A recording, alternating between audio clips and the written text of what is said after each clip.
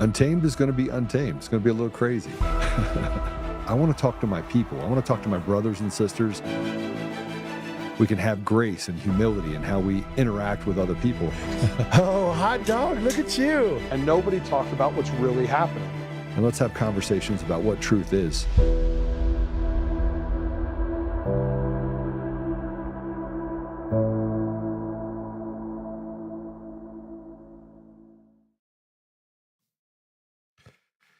Whew, welcome back. We're getting closer and closer to being on time. Kind of a novel concept for me, not for the team. So I've been pushing a little bit of pressure on them. So we got a hit and run before we get to our guest today. And I want to give a plug to the Special Forces Foundation. So we're going to bring in Green Beret Lowell. I want to say this Coppert. It is probably Copert, but I'm going to get it wrong. But I get to see him tonight, so I think he'll give me a knuckle sandwich either way. I'll just ask him how big a boy he is. No, I'm just kidding.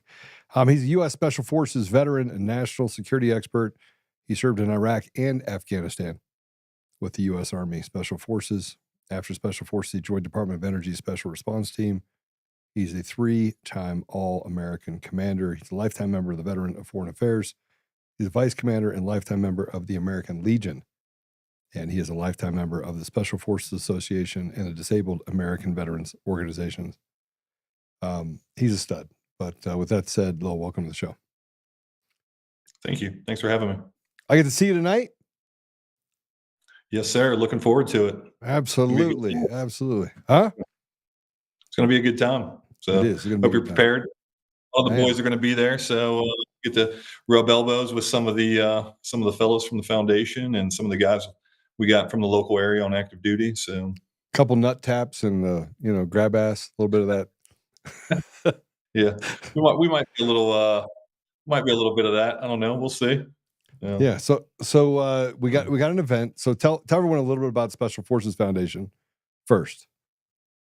So the Special Forces Foundation is not unlike any other charity in the fact of it is a veteran-centric service organization. What separates us from a lot of other charities is we were built by Green Berets to service Green Berets. So we are very centric in our mission, and that is servicing our own. We also take care of our families. We have a lot of service members that passed during Global War on Terror. Didn't pass, but were killed. Roughly 195 guys that we lost during the 20 years of war in support of our nation and Global War on Terror. So, that's 195 families that no longer have their patriarch, their breadwinner, if you will, per se. So that's one that's near and dear to our heart. But I think, one of the things that sets us apart, as you said on my intro, I'm a 3-time All-American commander with the Veterans of Foreign Wars. I've also done a lot of work with the American Legion. And unfortunately, across the country, a lot of treatment plans and all that kind of stuff is retroactive. And the fact of you're catching people when they need to be serviced. So, you recognize that a guy's having mental health issues, a guy's having problems with alcoholism, transitioning out of the military, that kind of stuff. That's all not new to us because that's been going on, since the beginning of time, essentially. But what we try to focus on now I'm the programs manager for the East Coast, and we have a programs manager for the West Coast, and we have a programs director that oversees all that.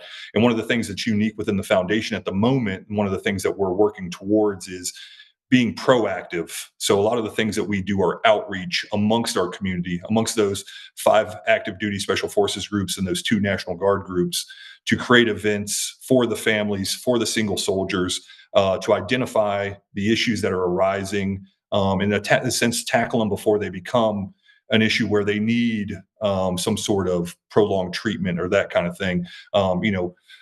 Getting ahead of it, if you will, before it becomes something that is life-altering or life-changing. Yeah, and you know what? We've at DCF, we've supported you for several years, and this year will be no different. We're going to continue to support you. So,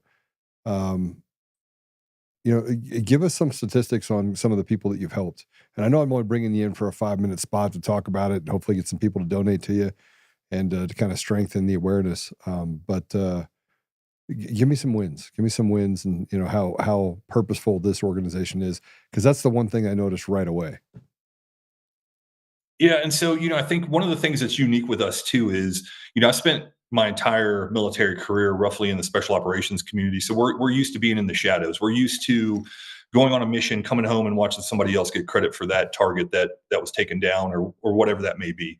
And so it's unique for those of us that are now veterans within the foundation, because we need to be out in the limelight talking about our foundation and what it does. And like you said, those wins. With that being said, some of our wins are of active duty folks. So we can't go into like great depth on those, but some of those wins are, mental health related. Yeah. Like I said, we've got guys that have, I left SF in 2007. We were very new into the global war on terror. We'd been in that fight for 5 to 6 years at that point, and we didn't know if it was going to be something that was going to last a couple of years longer. I don't think anybody expected it to go on over another decade. And so now it's not uncommon amongst the Special Forces regiment to talk to a guy that will tell you he has 12 deployments. And thinking back to like our grandfather's era of World War II, like it's just unheard of. Yeah, 2, 3, maybe 4. 4 was like your granddad of I had combat deployments. deployments when I left, and people who were in the military before I was are like, man, you did 3 tours. I remember like talking to my father's era of folks, Vietnam era, that it was crazy. Like, man, this guy did 2 tours in Vietnam. And I'm like, I got buddies right now that are on their 14th deployment. But so to get to those wins, a lot of the stuff that we do is we've been focusing a lot on active duty, obviously, because that's where the heart and soul of this foundation is. To me, my heart's with the Gold Stars. We do a lot with the Gold Stars, and there are a lot of Gold Star organizations out there. But just like the SEALs, just like every other special operations community, we're going to take care of our own. Rangers will tell you Rangers lead the way. Rangers are going to take care of Rangers. Green Berets are going to take care of Green Berets, kind of thing. So, going back to our mission, very veteran centric, but some of the things that we've helped lately, and sometimes it's small things that to us doesn't seem like a big deal. And I mean, even with you, with your business, some of the things that you do that may seem like a small scale amongst the public, you don't realize how impactful it is to a family. Like we just recently bought a washer and dryer for a Gold Star because their house flooded. And it's just little things like that. It's small victories every single day. I was talking to our programs director, who I answer to, who's a registered nurse, works in a hospital. I was talking to her earlier today. We are having lunch together today because we're actually co-located right now for a golf event that we're working on in Colorado. And I'll be there. That's tomorrow. Yeah, exactly. And so we were talking about that, and she was just talking about some of the organizations that we partner with. And that's another unique thing that the Green Berets within the Special Forces Foundation do. When we go overseas, where we essentially create partner forces. And so we've done the same thing. So like if your organization is combating mental health, we're not going to reinvent that wheel. We will partner with you, create an MOU with you, and then we will send our guys to get treatment through your organization. And so she was talking about how, across the board, Department of Defense, mental health is becoming more and more of an issue because obviously it's more and more of an issue in the United States. And so we are just a microcosm of society. And so she was saying, we've got a great partnership with a mental health facility that's so overtaxed that they basically are putting our guys at the front of the line because we have such a great relationship with them. And so she was talking about, that unique relationship that we've built with these folks because we are, a very reputable source. They've worked with us. They know who we are. They know that what we say, we mean, and that, when we say we're going to be there, we're going to be there, that kind of things. And that's how we run our foundation. When we go through selection, the 3 things that they tell you from day one is don't be late, don't be light, don't be out of uniform. And that applies every single day. We tell people selection doesn't end when you get selected. Same way with our tabs. We earn our tab every single day. And that's what the veterans that are a part of this foundation truly feel. We're able to give back to our brothers by serving in a capacity to take care of them. Some of us, because that wasn't afforded to us when we left. The transition wasn't there in the manner it is today. So, a lot of it is, it's not these big gratifying victories that I think sometimes people look for. A lot of it's just a little day-to-day, filling those little tiny gaps that people have because to them, it's a big deal. Not having a washer and dryer may seem like a first world problem, especially to those of us that have worked around the world and people that are in Europe and different places. We are very fortunate to be citizens of the United States and live here, and our problems are obvious. We got a lot. We got a lot. Different. Yeah, we do. So But it's I one of wanna those things. I want to say that's what that drew me to the organization. Also, you guys have explored things like the transcranial magnetic stimulation, the TMS systems. So I'm pretty close to Chuck Weber, who runs Family Care Center. So I know that they've done some things to try and get treatment to to relieve some of the stress related or PTSD that obviously plagues mostly the special forces or the elite force environment. So, all right. So, how can people also, follow? I think, Yeah, go ahead. Sorry. I was just going to say, the VA is there. The VA works. The VA gets beat up a lot. But if the VA was able to handle everything that it's supposed Sometimes to, or rightfully. was tasked to, per se, Yeah. exactly. Organizations like us wouldn't exist. We're there as the safety net. And I tell people, the wheels of government do turn. I'm not an anti 100. Does our government, does it have flaws? Yeah, everything does. Those wheels do turn. Often than not, sometimes they do not turn fast enough. And so I tell people the government is a cruise ship. The SF Foundation and VSOs are a speedboat. Yeah. And we work kind of in that capacity at times. And so that's why we exist, is to fill those small gaps. And like you said, some of these experimental things, it takes a long time and a long process, and not for necessarily a negative reason.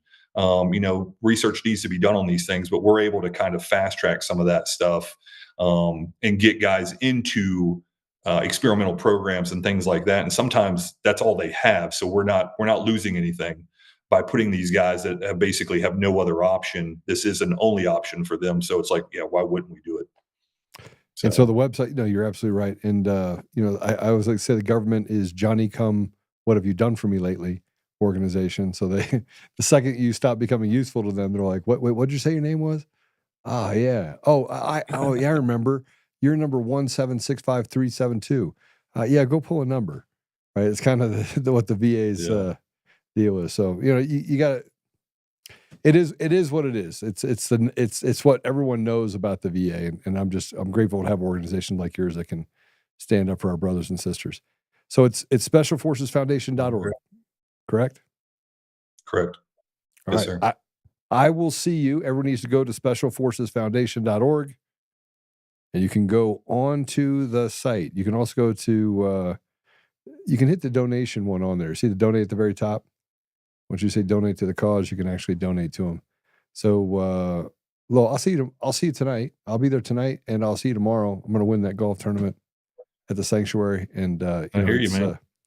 It's a pleasure to be connected with you and to be able to. What's that? So I'll be pulling for you. Let's go. Come on, let's go. All right, brother. God bless you. You as well. Whew. Yeah, so I want to give them a special shout out because of the work that they've done, and I'm a big fan. There's a couple organizations I'm a big fan of. That's one of them. So go to specialforcesfoundation.org. Okay, so our next guest, we're gonna get right back into vaccine research. We've been talking a lot about this lately because it's the one thing. You have elections, which are stolen, and you have vaccines, which are run by Big Pharma that wants to basically make you it's like a human rat experiment. They just, they mark every vial and you come up and say, oh, I died.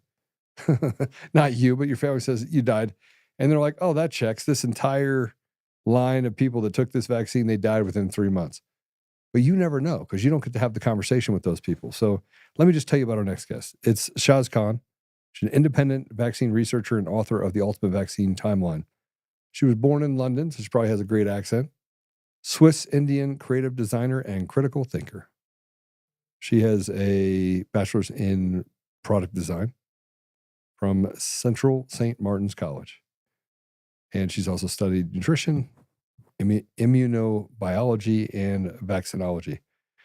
So she's been working on some stuff, and I will tell you that I went and watched another broadcast that she was on. They were interviewing her.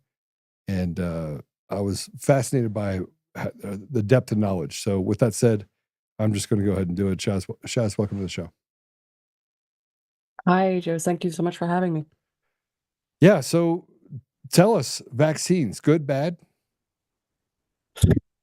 So is it Well, first that of all, I'd easy? just like Is to it one? specify, well, my opinion, again, I'm not a medical professional, I'm not a doctor, so I'm not asking anybody to listen to what I have to say. But in my opinion, where we are at with the vaccines on the market today and the schedule, unfortunately, there is no proof that vaccines improve the health of our children and even adults. And my entry into this subject, because I'm, as I said, not a medical professional, I'm not even a parent, so this issue was not on the radar for me until 10 years ago when my father died soon after his flu vaccine. And I started asking questions basically from that because I didn't have any knowledge of vaccines whatsoever. So from reading books to then going into the library into National Archives, I was actually quite horrified to find out the information that the governments and medical professionals were aware of, but that didn't get distilled to the public, and often was actually buried in, freedom of information requests that I then had to get access to. I mean, I worked mainly in the UK, so a lot of these documents were closed for about 100 years, and I'm still trying to get access to documents like from the 90s now.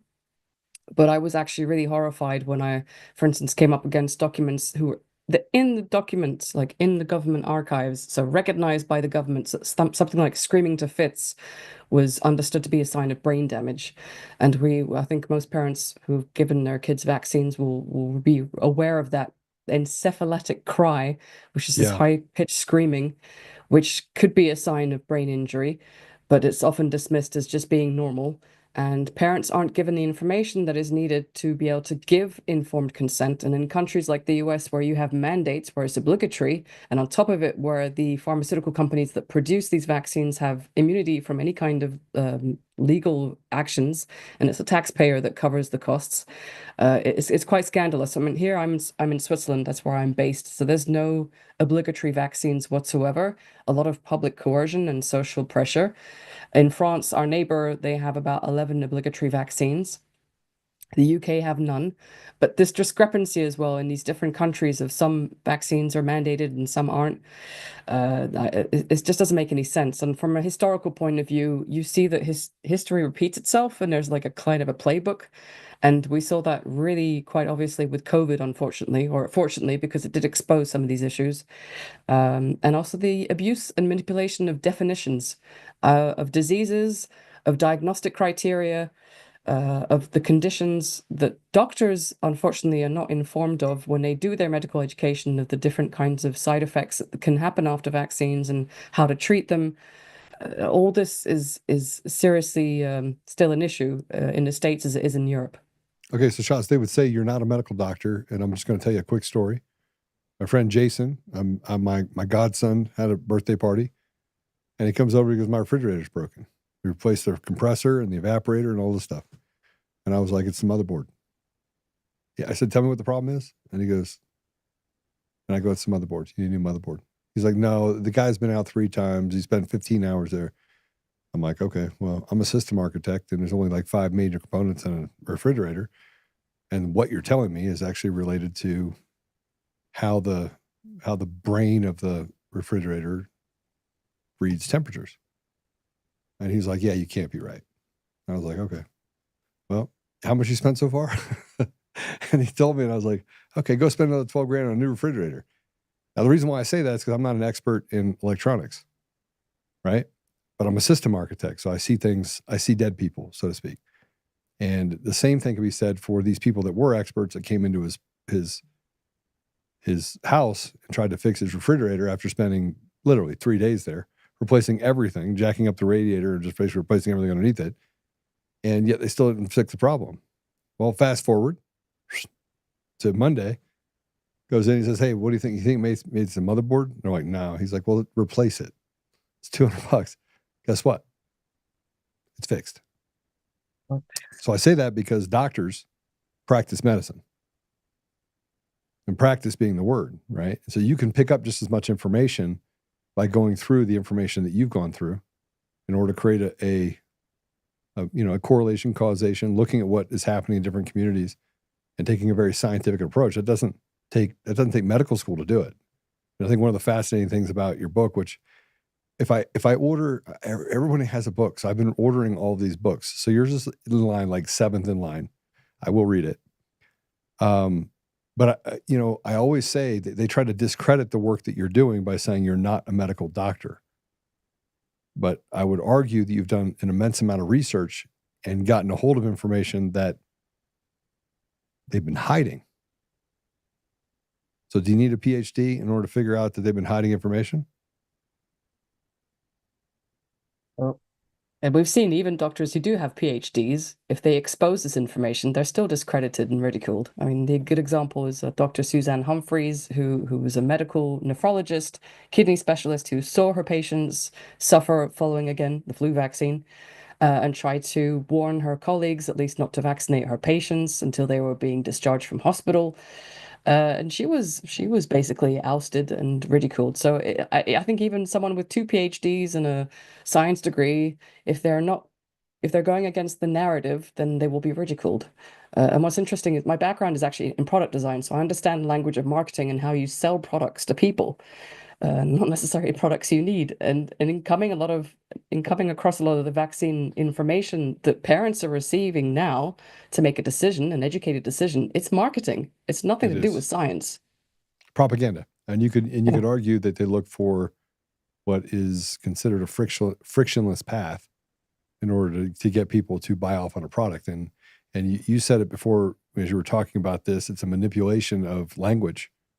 And they use that manipulation of language and the fear that people have of the unknown in order to sell them on putting this stuff in their bodies. It is a psychological warfare, in my opinion.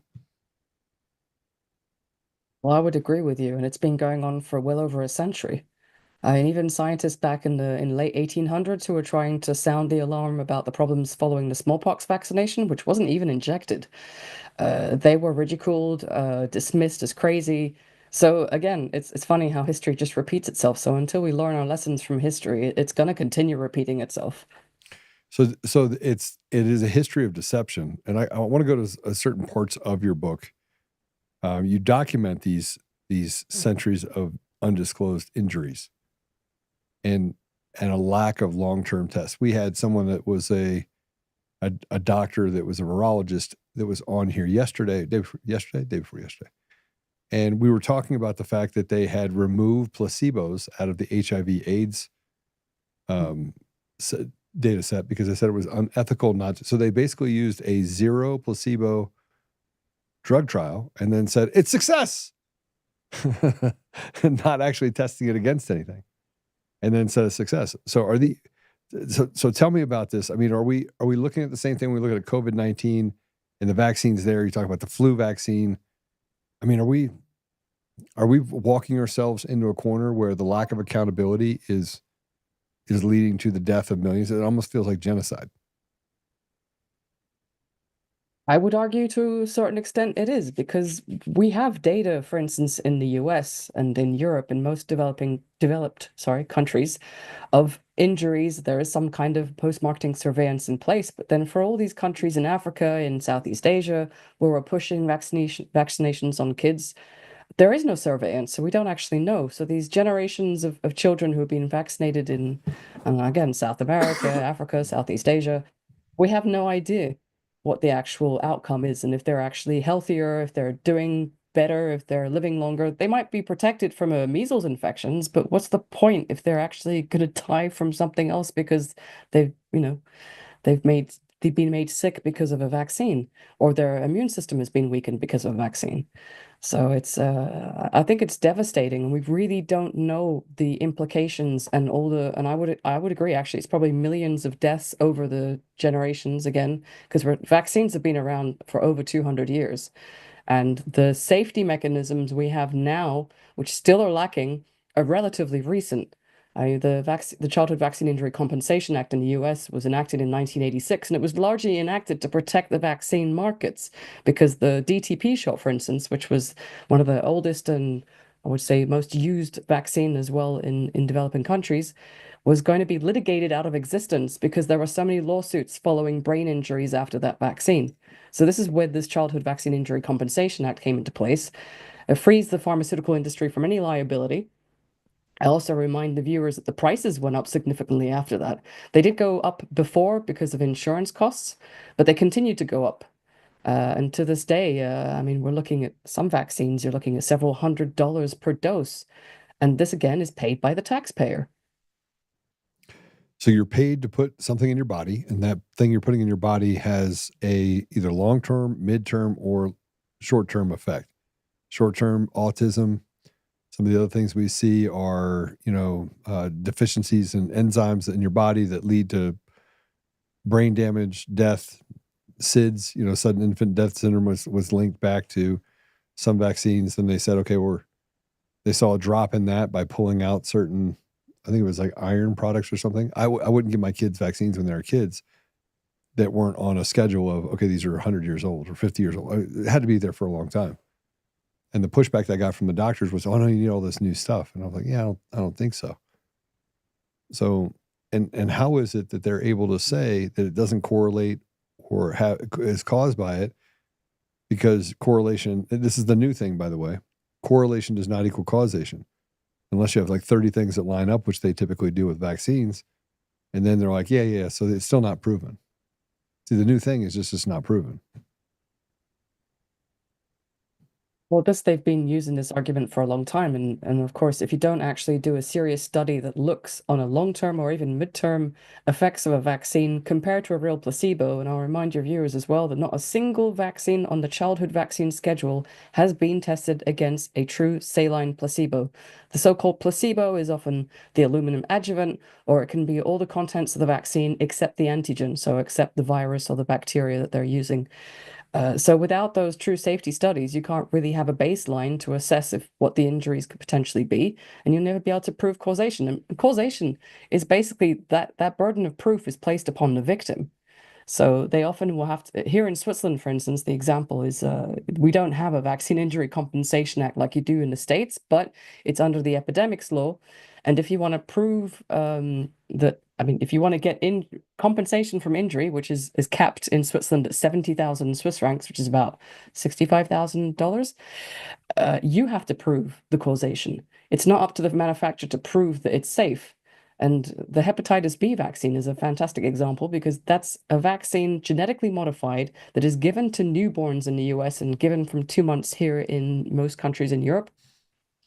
They monitored babies for 5 days. And that is just unacceptable. You're talking about newborns who aren't even at risk of that disease.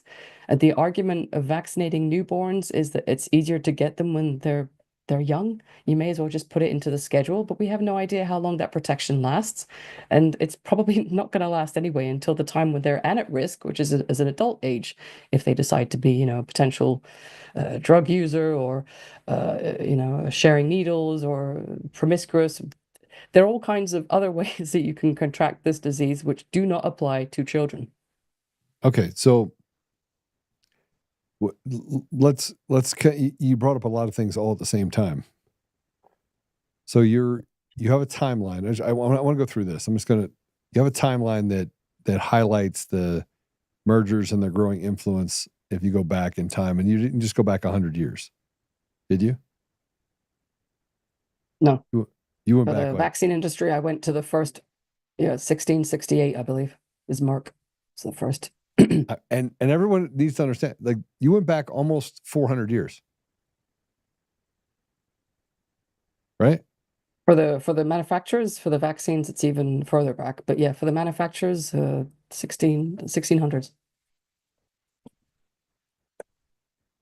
So, and what did you find? What was as you go back, is it kind of like when they put cocaine into Coke that they thought it was actually good for you and all of a sudden they decided to take it out? So something like that? Well, I mean, all the early manufacturers, they basically would put whatever product they could on the market without really much safety testing. I mean, we had heroin as cough syrup for children. Of course, it's going to suppress your cough. It's heroin. I think Merck was one of the first to market morphine, which of course has its uses in the right context. But the way they were selling them is that they were safe even for children. And obviously they were abused and misused. Now, I actually started the timeline with the pharmaceutical industry because I wanted to try and track the pharmaceutical companies that were involved involved in vaccine manufacturing, because it was incredibly hard to find that information. I mean, forget about it online. Though I have to say, Wikipedia has done a pretty good job of logging some of the mergers and acquisitions for certain companies, but it doesn't give you the details about what companies maybe have bought the vaccine portfolios from other companies and what they were involved in initially. So yeah, for the vaccine manufacturers, I went back. Merck was one of the first companies that I, obviously being a big vaccine manufacturer, that I looked into. But what's interesting is I always believed that, the pharmaceutical industry were the competitors, but you find out that they're very much collaborators. They do exchange technology. They do licensing agreements between each other. Sometimes I even wondered if there weren't sometimes patent infringement cases that weren't just intended to prolong the patent life. Because in every case of patent infringement, you can see that the judge often extends the life of the patent once the case has been either, resolved or when it's been decided. And typically the hepatitis B, again, there were several companies who were involved in that. GSK got licensing rights from universities who were also involved in the product development. And that's another thing. Pharmaceutical companies have been working with academic institutions for over 50 years, if not more, to develop these products. So not only are they being often developed with public money, but then the pharmaceutical company gets to make a profit out of it. So it's very insidious, and that's why I thought it was important that it be logged in the book, because it doesn't exist as far as I know. And then after that, I decided to also do the same kind of timeline for vaccines in general, to track the vaccines that we've been using, the ones that we've discarded, the ones that have been withdrawn, the ones that we never heard about, like acne vaccines and hay fever vaccines that existed in the beginning of the 20th century that obviously disappeared when the regulatory agencies got a little bit stricter with safety and efficacy demands. But I still would argue that they're not stringent enough. And the big problem with the regulatory agencies today, as we probably well know, is that they're financed largely by the pharmaceutical industry, and they don't do their own independent studies, and they depend only on the clinical trials that are submitted by the pharmaceutical companies themselves. Okay, so that's a lot to take in, because that means that none of the information that we're actually getting is related to anything other than profit, and that what the greater good of what's good for people, regardless of the state or the country, is all based on politics, not on what is right for the people. I would agree with that. Absolutely. It is, Okay, especially today, it's become a political issue. So how could something so... Why are we debating the ridiculous? Why haven't we got to the place where it's? I mean, there's enough people that know we have proper density, that COVID didn't come from a bat market. We have proper density to know that vaccines have done some pretty significant damage, leading to the death and disfigurement or health issues of hundreds of millions. Why can't we get any progress? It's very difficult in the system that we have allowed to evolve, which I'm obviously referring to the pharmaceutical industry's influence and financial clout in the political system. So they can, I'm not saying they necessarily bribe people, because you don't need to bribe people, but you just have to give financial incentives to certain politicians, certain people who are in key positions. We know the pharmaceutical industry obviously finances presidential candidates, and that doesn't just apply for the US, but also in France. Emmanuel Macron received a huge amount of money from Sanofi. So the fact that the pharmaceutical industry is allowed to have so much influence on politics, and as a result, influences also, and this could go back to Rockefeller's influence in medical education, is doctors aren't allowed to question the narrative, and if they do, they're risking their license. And that again applies to Switzerland as it applies to the US and to the UK. So it's a very closed system, and it's very hard to break through that, especially when you're talking about vaccines, which have been taught to us since we're little that they saved us, saved humanity, they're safe and effective. This is the mantra we've all been programmed to believe since we're little. And I believed it as well before I started doing the research. I honestly, as much as I might have suspicions for the pharmaceutical industry in general, for some reason I thought that they didn't relate when it came to vaccines. But unfortunately, vaccines have become a big part of their business. And people who think that vaccines don't make money are wrong, because that used to be the case. And I would say maybe even recently from the 80s. But now vaccines are big business, can represent up to 20% of the annual sales. And then think about Pfizer, who made over $80 billion just with Comirnaty COVID vaccine, which is supposed to be a public common good.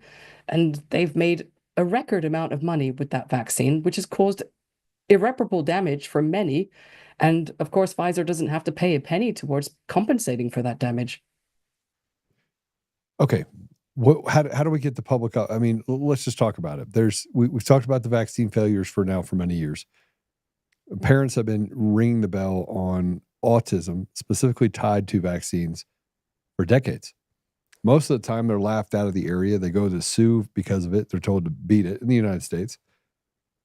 Media won't even shake their head. I have a friend of mine that works in the pharma, or did work in the pharma industry, and he said, "You see all those ads you see on TV, Joe? We don't get one customer from that." And I said, "Well, why do you put it up there?" So that the media, we just pay them a gutload of money for that media, and then they won't run anything bad about us because it's too much money to them. So you have an entire slave culture in nearly every country across the world where we're treated like serfs. I mean, Pretty much. that's scary. I mean, that's the realization. If you get down to the bottom of it, you don't matter. You're a slave. You don't matter. Like, nothing you say to me is going to matter. And even though we uncover it and we get to the bottom of it, which we have with COVID, elections, you name it, we got to the bottom of it. Like, people are much smarter than the people that are in positions of power across the entire world. And yet we sit here and we take it as if we are chained to some sort of inanimate object. These are different questions that you're probably used to. I want people to understand just where we're at. I mean, We're consumers. We are consumers. That is our function. And I would argue that we're consumers not only of vaccines, but then all the problems that are created by vaccines. I mean, look at asthma, ADHD, all these things require medication, which, lo and behold, these same companies that make vaccines make this wonderful medications to help you for all the side effects, potentially from the vaccines. But we'll never know if they really are side effects from the vaccines because no one's really studying them. There are independent researchers who are studying them who try to get them out in high impact journals, but then usually don't actually get them out in high impact journals and get them in more obscure scientific medical journals that are often dismissed by government bodies when you try to highlight the problems. So yeah, it's a real issue. But if people wake up and realize and start asking questions and start refusing to take these products, or at least start refusing to take all of them without question, and certainly don't agree to mandates for products that don't have any liability attached to them whatsoever. I mean, there's no other product on the face of this planet that you can market and the producer has no liability whatsoever. And you're talking about the health of your children here and future generations. And I guess you well know in the States, the autism rate, I believe it's like 1 in 36 at the moment. We don't even have official statistics in Switzerland. They'd rather not look at that. Do you know what it is? It was just 20 years ago. It was about 1 in 10,000. 1 in 21,000. 20 years ago. Sorry, 1 in 150 20 years ago. 40 years ago, it was 1 in 10,000. What did you say? 10 years ago or 20 years ago? So 20 years ago was about 1 in 150. So 1 in about 150 people, children, I guess.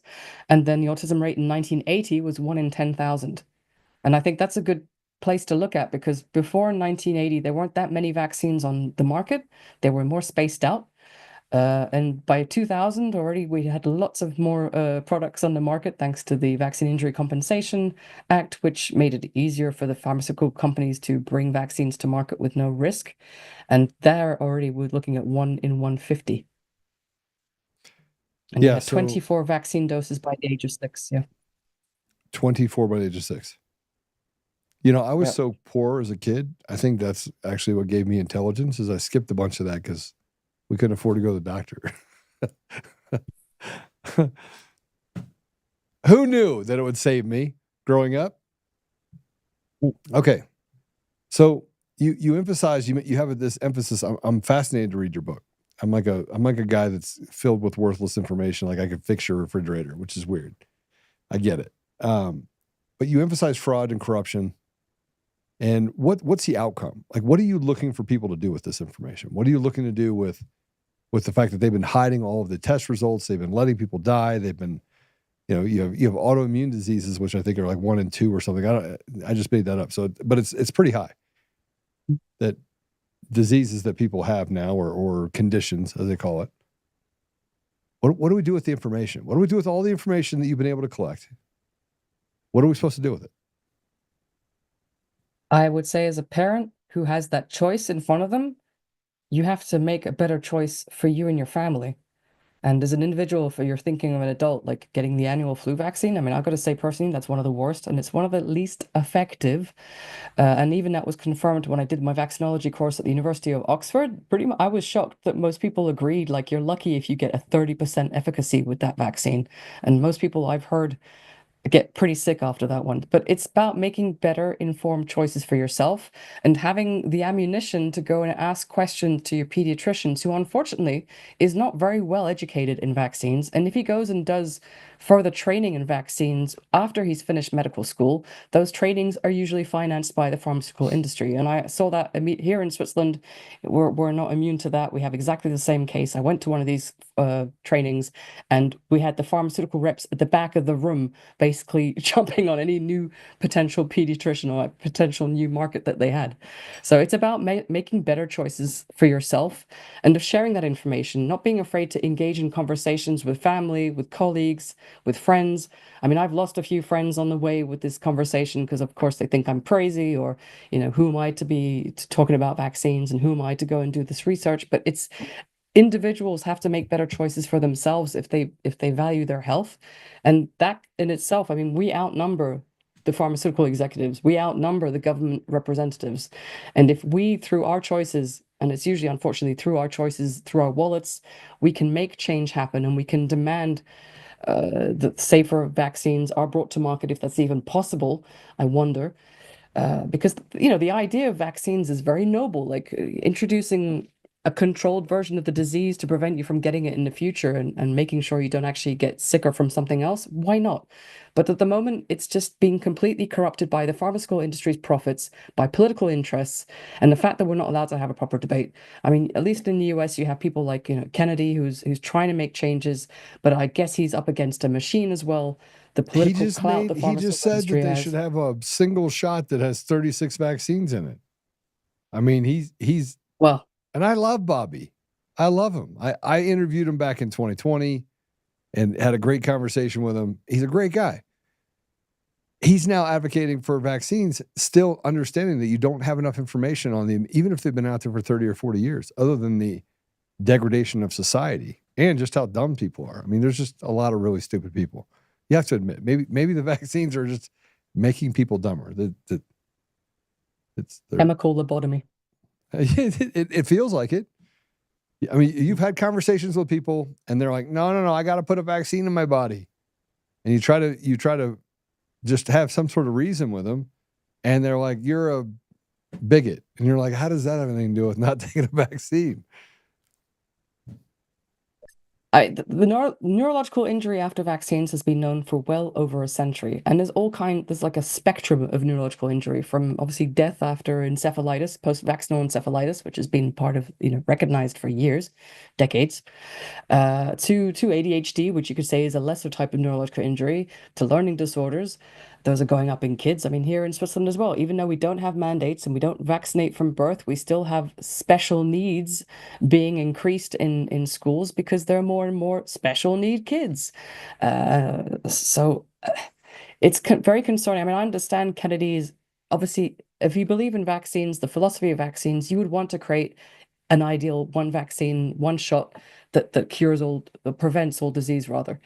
But I don't even think that's actually possible. And then we have to look, well, what is costing us so much money with diseases at the moment? It's the chronic diseases, Yes. autoimmune diseases, cancer. It's not the infectious diseases, which can be treated. Measles can be treated if done correctly in a country like the US or Switzerland, where we have access to healthcare, we have access to antibiotics for secondary pneumonia. But it's like the wanting to find a universal flu shot that covers all strains. They've been looking at that for decades as well, and they haven't found one because the flu virus mutates. And God forbid, there are actually natural ways of preventing the flu, or at least treating it once you have it, so you're not in bed for 3 weeks. But this doesn't make the pharmaceutical money. I have a novel idea. Can we start by making washing your hands cool again? Can we just start there? The number of times that I've walked into a bathroom and I'm washing my hands, the guy walks past me and I want to throw something at him. I'm like, are you serious? And then I don't want to touch the door because he touched the door and I'm like, what is happening here? I mean, you can start there and then we wouldn't need any vaccines. Just people just wash their hands. Okay, probably not. But well, I think, all right. No. Since COVID, people have been washing their hands more often because that was one of the good things they did tell us to do. Wash your hands, wash your hands, wash your hands. I was doing it before it was cool. Measles vaccine. People should take it or not take it? I personally, I've had measles as a kid and it was, it's not a walk in the park, but you're sick for a week and yeah, your parents might have to take a week off work. And that was actually one of the arguments when the measles vaccine came out. It wasn't because, measles is deadly. It was, your parents might have to take a week off or you might have to take a week off school. I personally wouldn't take the measles vaccine. And if I had a kid, I wouldn't give them a measles vaccine either, because I would rather they have the natural infection. They would have lifelong immunity, potentially pass it down to their offspring, which we've killed that with vaccines because there is no natural immunity anymore to pass down. It's artificial and short-lived. And measles is not, there's 2 cases of measles death in the US that happened at the beginning of the year. Even here in Switzerland, they were propagandizing it to make sure that people got their measles vaccine. But these 2 doctors, so Dr. Suzanne Humphreys and Dr. Pierre Corey, who got access to the medical documents. Pierre Corey, awesome. Yeah, they're pretty clear it was medical error that caused the deaths of those kids, not measles infection.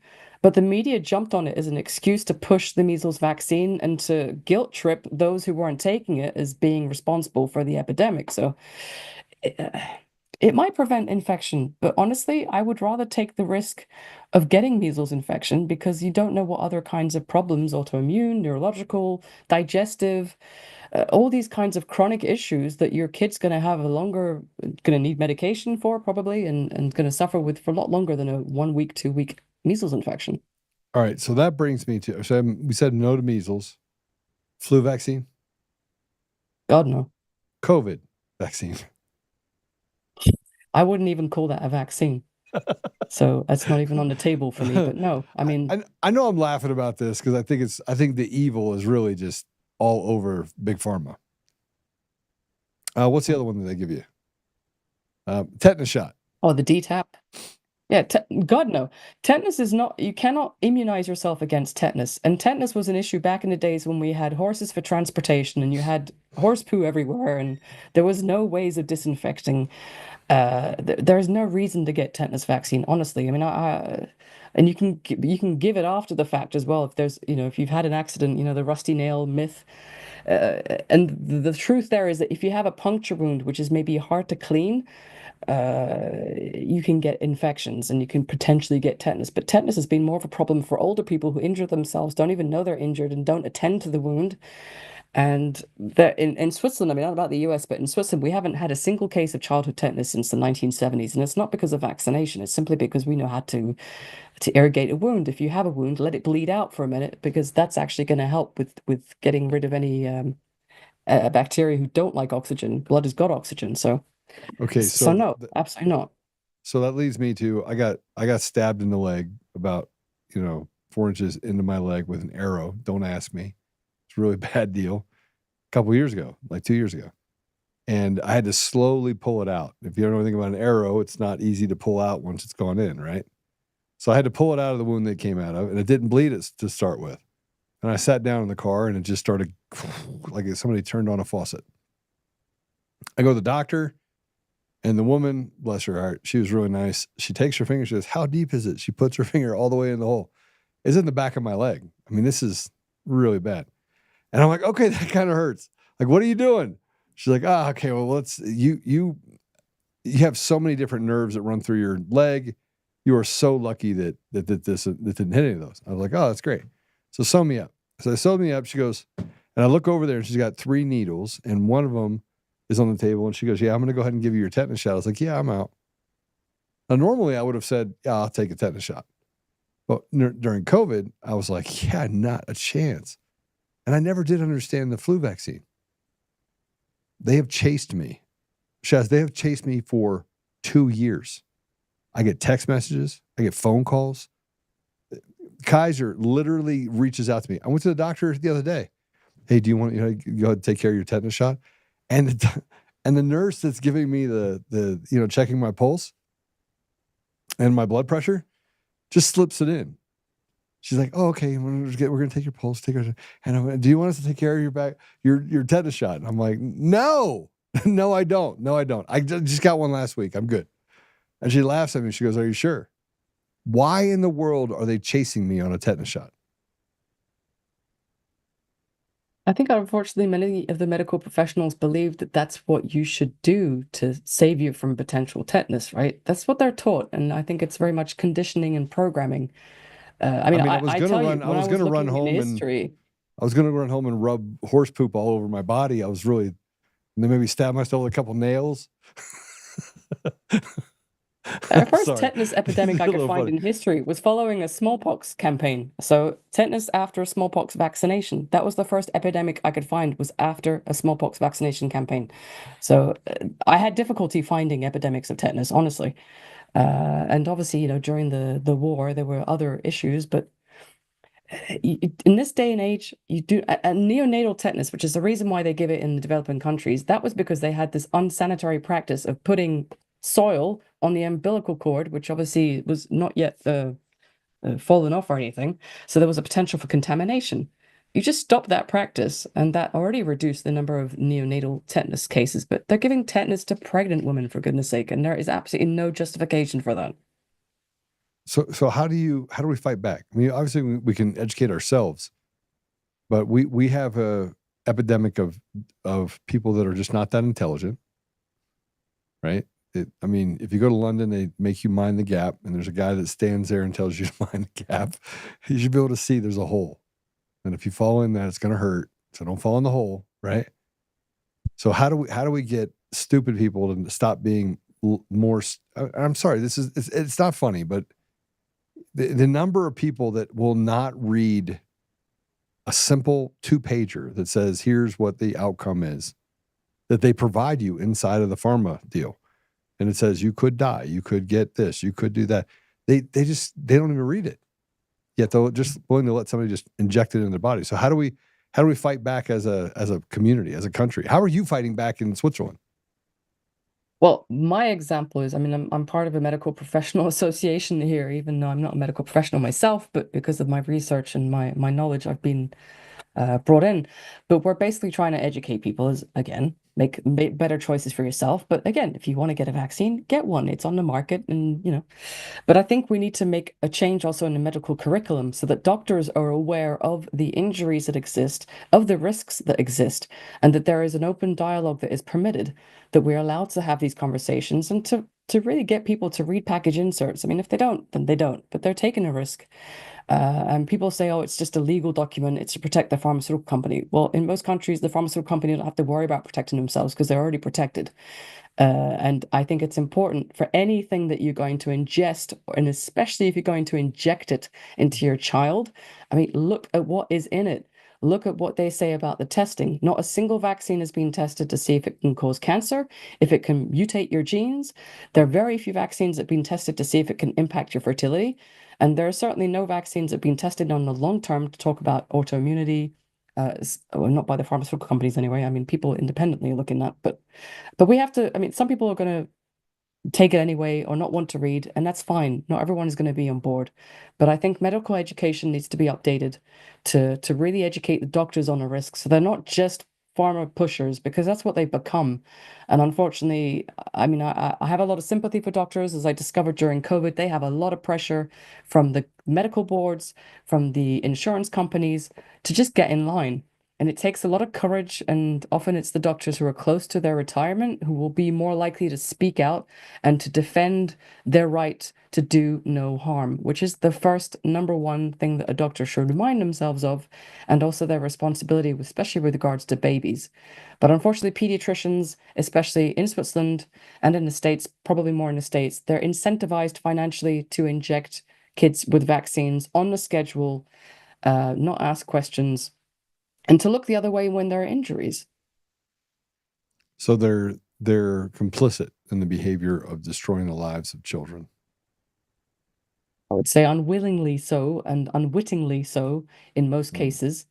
Because I doubt there are many pediatricians who actually have the time and go to do their own research. And I spent the better time, pretty much all of my free time for the last 10 years to look into this. And I had to go to libraries to get the information because it's not available online on Google. But the pediatricians like Paul Thomas who have actually noticed themselves their kids not doing so well after certain vaccines and who have done the homework to go and look and who have realized that the vaccination schedule by the CDC is not proven to improve the health of your kids. I mean, I printed out recently the latest schedule of 2025 from the CDC, and it actually says your child needs vaccines as they grow. There's absolutely no scientific statement to back that up. They might, the pharmaceutical industry might need them for financial motives, but your kids certainly don't need them to grow. They don't need them to stay healthy. And I would argue, as you have already, that it might be detrimental to their intellect, to their health, to many things, because we still, the brain is developing at a very critical time when we give these vaccines. And that's just the brain. We have kidneys are developing, the endocrine system, the digestive system.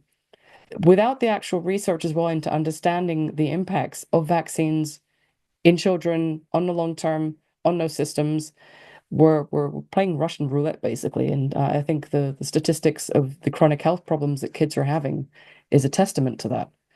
So we can only try to educate. Not everyone's going to be open to that, and that's fine. But we need to try and get into the actual medical education system and change that as well. So pediatricians are educated to know what side effects to look for and how to treat them.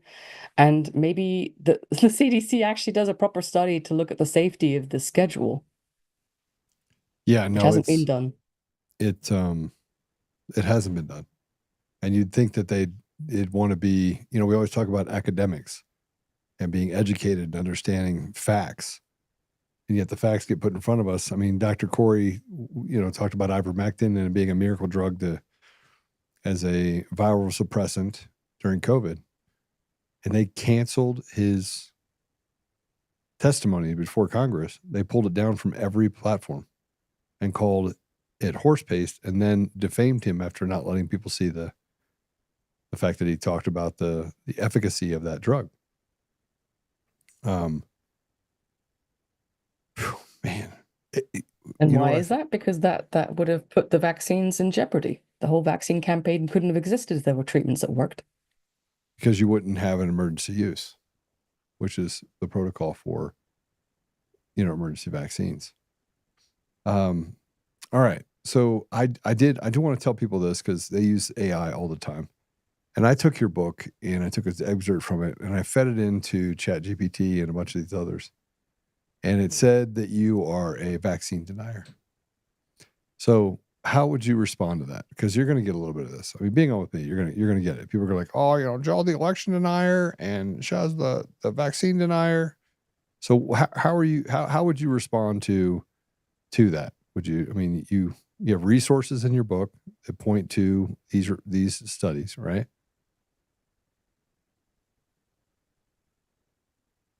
Yep. I mean, I have nothing to gain from criticizing vaccines or questioning vaccines. I'm an ex-vaxxer. I received pretty much all the travel vaccines since I went to India a lot as a kid. I had eczema. I had to have to take my tonsils out. I needed glasses from the age of 6. Were these things linked to that? I don't know because no one's ever looked at it as But I don't pay much attention to people who try to call me an anti-vaxxer or a vaccine denier.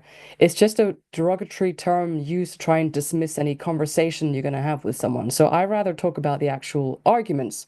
Let's talk about the science. Let's talk about the history. Did you know that they changed the definition of polio when the polio vaccine came out? So even if there was no vaccine, the number of cases of polio would have gone down. Same thing with measles. When the measles vaccine came out, they changed the definition criteria of measles. So, I mean, of course, AI, which is very biased, is going to call me a vaccine denier and a science denier because that's all they can shout out. They can't actually address the arguments that I would bring up. And that's the problem. Until we can actually seriously address those arguments without being, name calling, which is pretty immature, I have nothing to lose. I'm not making any money from this book. It was completely self-financed. I'm not selling any products to protect people against vaccine injury. I have absolutely no interest. So you would tell them to bugger off. no, I would like to have a conversation with them. But Okay, they've already put their feet in the sand, right? I always like to say I like to have conversations with people that disagree with me because it's always fun. Absolutely. Then you're like, oh, that does not check, but okay, I'll research that. And then I'm like, show me where to go to get that information. And they 99.99% of the time they're like, you got the internet, look it up. I was like, all right, well, while I'm here on the show, I'm going to look it up. And Simon says you're wrong. All right. So we're going to put this out there. Where can people find your book? So my book is available on Amazon, Barnes and Nobles. I also encourage people, if you have a local bookstore, order it in. So these local bookstores stay alive. Yeah. You can also follow, I don't have the book obviously on my website, but I have a website that accompanies the book, which is in evolution. It's called theultimatevaccinetimeline.com. I also publish content about health in general, but not vaccines, on healthsciencesimplified.com.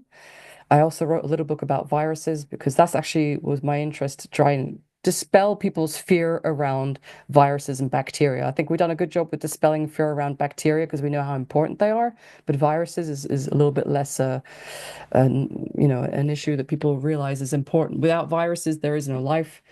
And there still is a lot of debate as what is really a virus? Are they, extravascular bodies that are basically, ways of adapting to the environment? There's a lot of things we don't know about health in the body, and people who think that science understands the body completely, they're disillusioned. So, but yeah, you can find my book on those major platforms, and the website that accompanies it is theultimatevaccinetimeline.com. All right. Well, I just want to tell you, thank you for coming on. Thank you for doing all the research. And it was someone in my life that actually told me in 2020, Joe, you can't take any vaccines. And I was like, oh, okay, you're one of those people. And then she handed me like 4 books. She's like, read it. Yeah, I was like, I don't want to. She goes, we're having a meeting on Thursday. You better have read this part of it. So I'm on the way to the meeting and I was like, oh, I forgot to read it. I pulled over on the side of the road and I read it. And I was mortified at what I read. I had never read anything about that. And so I didn't know. And I made a commitment because she made me promise that I would read it. And I went, okay, I'll read it. So I pulled over, read it, went to the meeting, and I had like 50 questions for her. And she goes, you did read it? And I was like, I did. And my kids took these vaccines. So how am I going to how do I get it out of my kid's body? And, so there's a little bit of guilt when you have children and not doing the due diligence that you think you should do when you live in a society you think is just, and then you find out it's not. So thanks for coming on. You also have a Substack. Yes. Sorry. Thank you for reminding me. indieresearcher.substack.com. I think it's sorry. Sorry, it's that. So yeah, I published it's relatively recent, but thank you for mentioning that. And they can go there and they can support you there as well. Sign up and get all the information about vaccines. So Shaz, thanks for coming on. I appreciate you very much. Thank you, Joe, for having me. It's very much appreciated. Thank you. Sorry, I like to crack jokes and talk about stuff that has nothing to do with it, but it's my show. You have to. Yeah, it's your show, and sometimes that makes the message easier to pass when it's done through humor, because this is a dark, pretty nasty subject. So yeah, we have to find something to laugh about somewhere. All right. Well, thank you for coming on. God bless you, and I hope to have you on again. And when you get another book, because you write another book, or if you have something special that you put up on Substack, make sure you send it to us because we'll put it out on all the socials. Thank you so much. Much appreciated. Right. God bless you. So every time we turn around, we have a different conversation, and that conversation has to do with the elections. And I write this long report. It took me 5 months to do. And then today I actually picked up the phone and called a couple of the big influencers and said, why didn't you publish this, and why wasn't this a big deal? And so the people that know it's a big deal. And the same thing would be said for what we talk about related to vaccines. You have people out there that are willing to do all the hard work, put it out there, and people read it and they're like, what do we do with it? Well, I think we have 2 obligations. 1 is to be educated ourselves, and 2 is to make sure we educate others. And there's a third option too, and that is if our elected leaders are out doing this many things to us, then do we even really have a chance? Do we have a chance? That my problem is that we never think for ourselves. They get to tell us, you hear it all the time. Oh, they need to go re-educate. We need to re-educate that individual. They did it with COVID. In 2021, 2022, they said, you don't take the vaccine, you lose your job. They ridiculed people. They forced people to take the jab. People that went out there and overcame that and created vaccine cards were persecuted by the government. President Trump still hasn't stepped out and said, hey, look, if you were persecuted and we found the DOJ went after you, I need to know, and I'm going to go ahead and I'm going to pardon you immediately. That hasn't been done yet, which goes back to the idea of what we were talking about before, which is we are, I like the fact that Shaz says it was consumerism. Because as consumers, we consume all this stuff and the consequences that come with it. But we rarely know what those consequences are. And we don't correlate. So we don't create causation. So I'm just going to tell you right now. The idea that correlation does not lead to causation is a relatively new phenomenon. Now you can look at, philosophers that go back, 1,000 years. And they would argue, oh, yeah. No. I know that all this is true, but that has nothing to do with the fact, like all those cows got slaughtered in the water and the water's red right now. But that correlation does not actually mean that the water is going to be red because we killed all the cows. And the bad part is that they're wrong. It does correlate. Matter of fact, it not only correlates, and it does create causation because it correlates in such a way that you cannot dispute it. The same thing can be said for vaccines. Show me another area where a child that gets a vaccine on Tuesday dies on Thursday. And the number of times that happens, you have to correlate to the causation. Now let's talk about 1986, and you look at the spike that through the roof when Big Pharma was given a free pass. And what happened to autism? What happened to autoimmune disease? What happened to comorbidities just in the last 15 years? And nobody wants to talk about it. And we're going to have the hard conversation. When the doctors and the scientists are out there making money and telling you to do something they know will cause an adverse harm to you, then we need people that are just willing to do the research. That's what we need. People that are willing to read, decipher it, put it out there, and let the public decide. And the more and more we get there, the more courage our doctors and our medical community will have to stand up for what's right, which you said is absolutely true. Doctors wait till the end of their career, take away their medical license. I don't care. I'm going to go play golf anyway. But in the meantime, I'm going to fight for the people in my community. And that has absolutely happened. So, all right, we're done for today, but I'm going to tell you that Apple Podcasts, Google Podcasts, Spotify, Pandora, iHeartRadio, TuneIn, and more. Make sure that you join us. Give us a 5-star review and go ahead and share it. And stop taking vaccines. You just heard, don't take the tetanus shot. Don't take any shot. Take none of them. Put natural stuff in your body. And if you the doctor told me a couple of days ago, you got to take this because you have this. I had to go get this ablation surgery. And I was like, so why would I take that? I don't put drugs in my body. And he's like, you're terrible, Joe. And I was like, no, you're terrible. Why? Tell me why I have to take this. And it says, by the way, 25 refills. I don't know what it said. 5 refills. Why would I want to give myself up to something that I got to take every day perpetually? I'm not interested. What can I take naturally? Can I eat a banana? How about an apple? Maybe I can eat an apple. Can I eat an apple? What could I do? And he's like, well, you could take, garlic cloves. I was like, done. I'll do that. I just went and bought garlic cloves. He didn't say garlic cloves. He said something else. But my point is that we have an obligation to do the hard work, right? Study it out and make sure we make the right decision. All right. So yeah, I want to give a shout out to our sponsor, Goldco. Listen, you guys have sent me an enormous amount of stuff because I am really concerned about what's going to happen in the stock market. You should be too. 2,000 years, this is the way to go. Goldco has supported our show. I'm not only, what does it say? Hair Club. I shouldn't talk about Hair Club because I don't have much hair, but Hair Club for Men. I'm not only a believer, I'm a member. Okay, so I'm not only a believer, I'm a member. This is where you should put a steady amount of your resources into it. Gold and silver.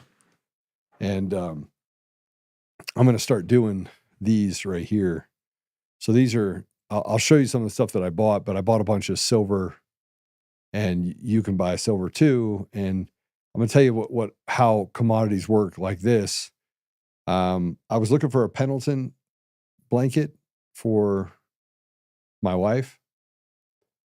Don't ask. She has like 500 of these stupid blankets. It's crazy. In 23 years, I don't think she's ever gotten rid of one. So I saw one on Facebook Marketplace, and I called the guy and he says, I'll trade for something of value. And I said, I got a coin. 1 troy ounce of silver. It's a coin. It's a buffalo coin. And he wanted $120 for the blanket. And he goes, spot rate is $40. And I was like, yeah, but this is in coin form. It's worth more. And, oh man, let me turn this off real quick. It's in coin form. He goes, okay, I'll take it. So I turned a $40 piece of silver into a $120 blanket. So it doesn't work every time, but it is a commodity and you can trade it for something of value that you want. So he's right. It's $40. All right, let's go ahead and, you can go to untamedgold.com. I'm going to make the recommendation. I made the recommendation to everyone. You don't have to listen to me. You can just get the packet. Just get the packet. I'm sending you the packet, and then use that packet to make a decision. Make an intelligent decision. Think for yourself. But I would say to make sure that you hedge your bets and put a large amount in bullets, guns, and gold and silver. All right, let's pray it out, shall we? All right, Father God, thank you for having us here today. Thank you for our guests. And thank you for the time that you've given people that they can work the problem. Thank you for those ambassadors of truth that work in each area of our society. And Father, thank you for the ability that you've given us to kind of walk a path to restore you to our community, but more importantly, to press in to what's necessary so that we can have courage and protect our children, grandchildren, and future generations. Generations we'll never know. So I'll ask you to give us the strength to operate in our communities and to be examples for young people to follow, and to be able to set aside petty differences so that we can come to a place where we can work together, work the problem together, and recognize what it is that is truly victimizing our community and our country. Well, I ask these things while recognizing and giving thanks for the things that you put and given us in our lives. In the name of Jesus Christ, amen. All right, we end every show with a prayer. I'm going to tell you this.